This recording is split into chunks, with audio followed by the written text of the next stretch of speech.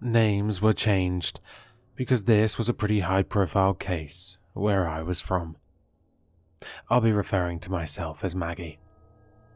Something freaky happened, and it's pretty late at night, and I just really need to talk to someone. The elementary school I went to was situated between a suburb and a forest. It was cool for me, as a kid, because I lived in a different suburb on the other side of the forest, meaning when I didn't feel like waiting for the bus, or missed it, I could just take a shortcut through the forest and be there in about 15 minutes. Of course, my teachers would be pissed because my boots and pants would be splashed with mud, but cutting through the forest meant you were cool. It meant your parents trusted you to do things on your own. It meant you weren't afraid of the old man who lived in the box. It was an old urban legend at my school. Way off in the forest, you could see a cardboard box, partially covered up by the brush. Everyone said there was an arm creeping out of it, gnarled and bony, but it was probably just a branch. I only saw it once, when one of the boys in my class hauled me up onto the monkey bars where you could see it. One of the downsides of being so little, even in 3rd grade. Austin pointed it out to me and said, "That's where the old man lives." "What old man?" I asked. He rolled his eyes. "The one who lives in the box, duh." It was said that once a year, usually in the spring, the old man would snatch a 3rd grader from the playground. It would happen in a flash, and the teachers would never care, no matter how much you cried or screamed. And so, a gaggle of 3rd grade boys would sit up on the monkey bars I could never reach on my own, and watch the box. Every recess. I always thought they were stupid. It was just a rumor, like Bloody Mary, or Baby Blue, or Charlie Charlie. I had done all of those, and nothing happened, so there was no reason to believe that old man who lived in the box was anything more than a silly urban legend. I was playing with my friend Jenny that day.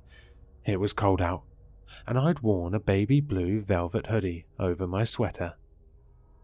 Jenny was always cold, so I lent it to her.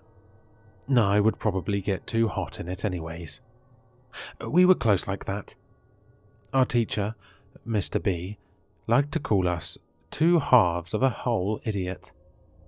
It might have had something to do with us trying to publish an unsavory article in the school's paper all about the swear words kids wrote in crayon in the girls' bathroom.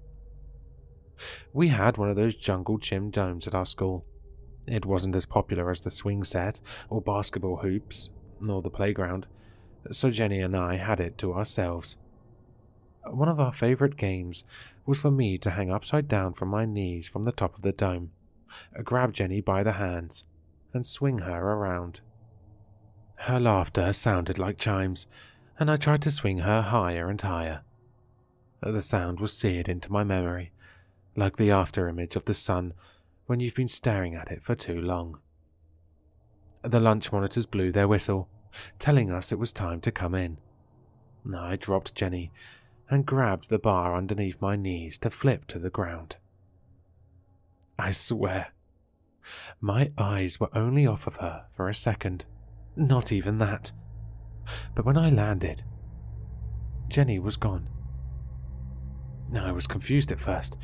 Jenny was a fast runner, so she might have darted away before I could see her.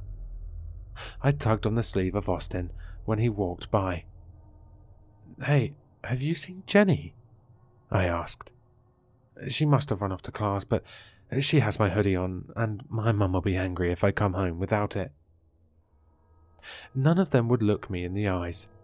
None of them would tell me what happened. None of them would say anything as I shouted and chased after them. They didn't have to. I froze in place, unable, unwilling to move, as the realization dawned over me. People don't just vanish into thin air like that. And my hoodie was so bright, I would be able to see her a mile away in this dreary weather. Maggie, come on. I ignored the lunch monitor.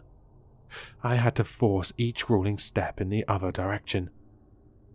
It shouldn't have made me feel like someone had dumped slush down my back, but that's what each step towards the forest was like. I was cool. I was brave.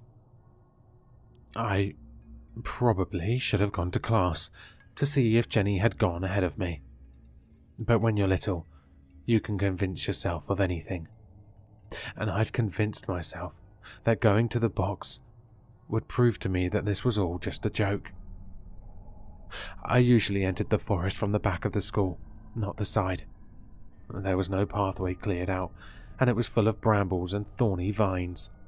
Not like I cared. I was tunneled in on that box, and everything, even the cold and the stinging of the plants, and my teacher yelling, were lost on me.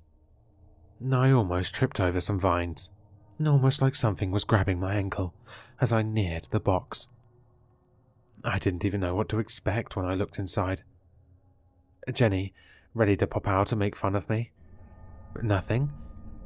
I kept my eyes closed, trying to psych myself up to look. All the while, I could hear my teacher, Mr. B, as he struggled through the foliage. Jenny was in the box, and for a brief moment, relief washed over me. But it was just that. Brief. A split second while my brain processed the deep, purple, almost black bruises around her throat and all over her body, and her eyes so wide and terrified it looked like they were almost popping out of her head.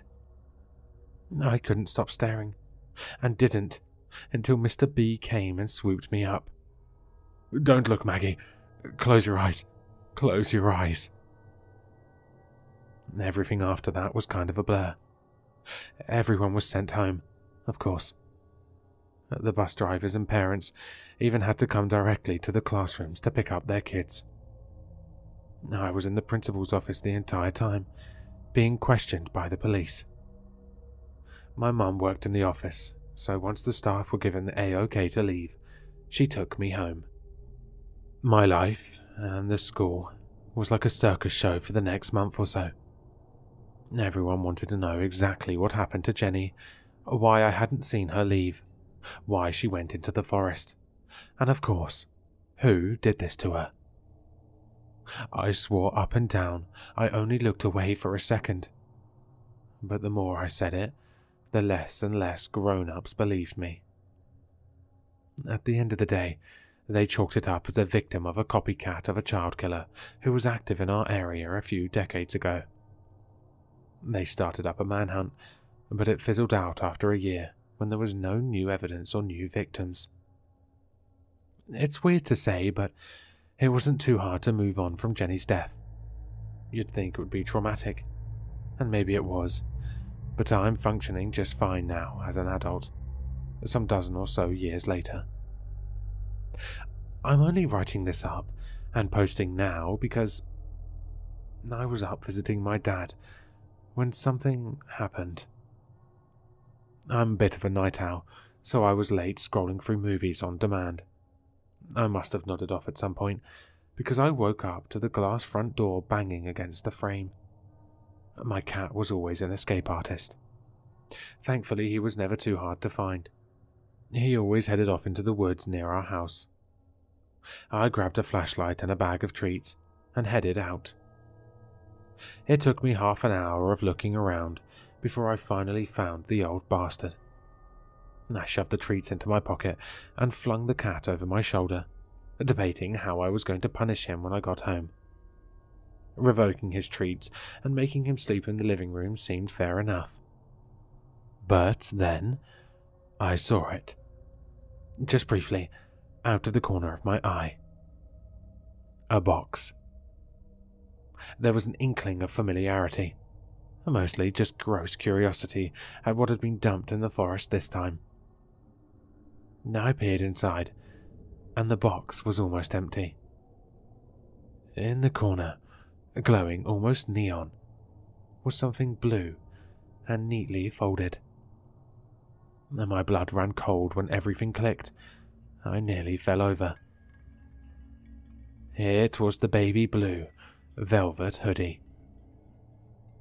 I'm not an athletic person, especially not when carrying a cat who weighs more than he probably should. But I sprinted the entire way home. I locked myself away in my room, and I'm currently hiding underneath my covers as I type this out on my phone. I'm just really, really hoping that tapping sound on my window is just a tree branch. Hello listeners, if you enjoyed this story, please check out the author in the description. For more content, leave a like, comment, and subscribe for more sinister readings.